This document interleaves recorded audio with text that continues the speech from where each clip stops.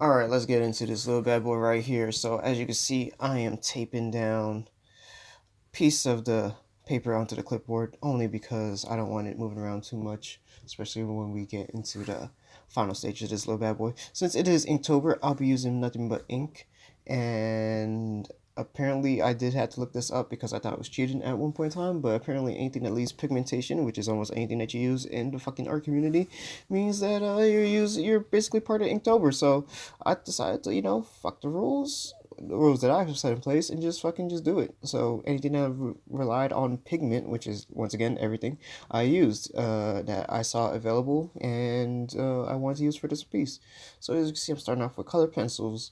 Yeah, they are the Crayola set. It doesn't matter. It's never your tools. It's how you use it. I got Prismacolor. I got all that type of shit. I personally like the Crayola just because. Now you can see me following it up with some graphite right here, here, and here. Now, pencil work for me, it takes a little bit less time because you can see me blow through this relatively easy. But since we got the color pencils down, I always do roughs. Like the reason why my art comes out so good because I mess up so many times beforehand before we get to the final stages that at that point I already know what the fuck I'm doing. So, we're just gonna get it in right there. As you can see, I'm fixing the eye a lot. I was looking at it for a while. This whole entire thing took me about 3 hours altogether. So keep that in mind as we are speeding through this shit. But this is all in real time where my speed is coked out of my mind and I'm just moving that fast. No, but no, seriously, no. Yeah, a little bit of it got cut off on the camera. I wasn't paying attention too badly on that. And there is even a section where it does cut off in a little bit during the inking. So I apologize for that. So it's a little bit shorter than it should be, but it is once again 3 hours worth of work. So don't take that into fact like I cheated and did like an extra 5 hours off camera or whatnot. Um,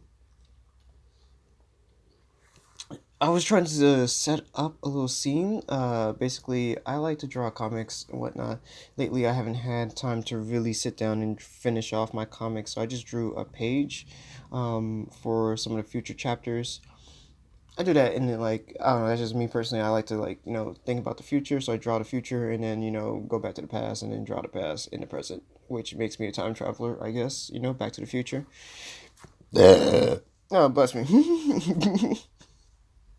But yeah. So as you can see, I'm grabbing that nice little inking pen right there, and I am going to town on this little bad boy. Now I'm not a professional inker. I don't like to consider myself an inker because it takes a lot of fucking time and it is boring as fuck. But once you get into it, you get into it. So there's your Inktober part. If you're gonna be what you would call it, speckler or tickler or whatever, speckler. No, I don't know. I was still a little drunk from last night, partying my ass off way too hard. Uh, if your kids, don't do drugs. If you're an adult, don't do drugs. So this whole entire picture, I did want to have like a monster coming out. So the whole theme is the main character, the main character of the comic book is Nail, and that's that little blue-haired or wild-haired guy with the sword and with the reflection and everything, with his cheeks all buffed out at the bottom left of the screen. He fights demons and worldly spiritual stuff and superheroes and blah blah blah. So I wanted like I love drawing dragons, so I wanted like a death dragon. Playing a little bit too much Monster Hunter for my taste, but then again, you can never play too much Monster Hunter. I just finished off Iceborne. I'm a little disappointed on the overall ending of the game because I felt like they would have added way more monsters. I was getting hyped. I felt like it was reaching that moment, and then story mode ended, and I was like, "What the fuck?" Yeah, I'm a little disappointed on that, but they got plenty of expansions coming out, so that's free advertisement right there. Capcom, send me shit, and hire me, or just send me free shit or a paycheck. Either way, we're wrapping up on the inking side. I'm not sure if you could really notice it because it is sped up a little bit too fast, but there are periods in time where you just see me just move my hand completely off camera, and that's me grabbing a different pen. So it's the same type of pen, That's why it probably looks similar, but I am using different pens throughout this whole entire process. I think it's just the hand movement is just like so fast that you really can't, like, it's like a camera trick, like a little parlor trick or some shit like that. It's gonna do a little time jump right in the next couple of like seconds, if I'm not mistaken, right when I'm working on the bottom half. And that's when it cut out because I didn't understand. I wasn't paying attention to the camera, and the camera just kept going. So that's after I fixed it, and before I even, yep, there we go. So as you can see, I didn't really do much like after that before I realized the problem. So just getting back into it. What is my technique towards this shit? I am just going balls deep into it. So I'm just making sure that everything that made sense in the pencil and in the build up. So once again, it's a lot of build up to make sure that this shit is pretty on point. And since it is a fight scene, I'm not drawing the environment too well. Well, not at all. It's implied. The environment is implied just based off of what's going on in the scene. So you see me laying down the base for the skin if you want the character to look more a certain type of way, you do it a certain type of way. I'm trying to find the proper words without sounding racist as fuck. But if you're going for dark skin, if you don't have that marker, lay down a little bit of red, lay down a little bit of pink or magenta or whatever you got that's like really light blood colored or blush, and just add it onto your skin tone. That way the character could look a little bit more alive. But yeah, so it's a little different, but just make sure that certain areas are just darker than other. You could either grab a darker pen marker, my bad, marker, grab a different marker. But yeah, and you can see the sun, what I'm saying, moving around in real time, so that does get annoying to me. I was thinking about zooming in the video just a little bit just so it would not show up as well, but then again, I just didn't give a fuck. At a certain point I did try, and you're gonna see that in like the next 3 minutes or so, or I just get fed up because I didn't notice that the line was doing it. When I'm drawing it in real life, it's a lot more clearer and cleaner, so the light didn't come in, or I didn't even realize the light up until the second round came through. So if you're a cosmetologist or whatever, those people that look at the stars and whatnot, you could probably ascertain that this was this was exactly like 3 hours worth of work. So I'm not lying. You got the real time sun and everything. But right here I'm just laying down all of the base and just marking it up, coloring it up with markers.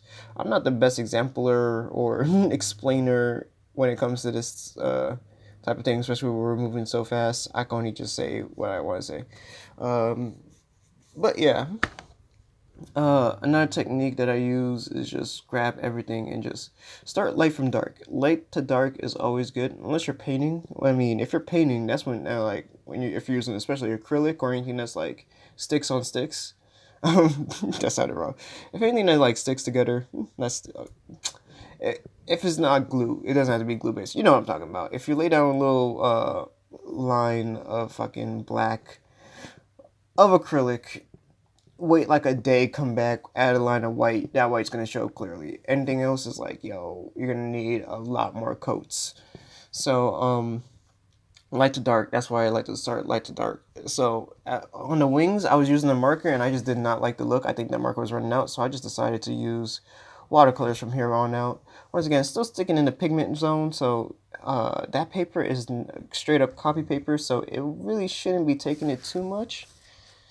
But that's why I just use it very lightly. You don't really wet. You don't use you wet. You basically wet the paint, but I mean because watercolor is you have to wet it. But then you don't really use a lot of that wetness, if that makes sense. A lot of that wetness. I'm sure, okay, but seriously though, yeah, I'm just going in really lightly. I'm not sure if you can even see it at this point, but like I'm just really doing small little tiny touch-ups that you can really see in the real world. When I scanned it in, it seemed perfect. Everything showed up. But on this camera, I'm not sure if it's showing everything up, but that doesn't matter. It's all about getting those little details into making it click and whatnot. So yeah, that's pretty much my technique. I'll come out with more videos that seem a little bit more on it. Oh, there's a little watercolor technique right there where you apply a heavy, large amount of that pigmentation and then use a little bit of water to like spread it around and soften that color blend. So bam, almost finishing up. I used a little bit of whiteout, but my whiteout, I guess, is too old, or I can't remember what was wrong with it.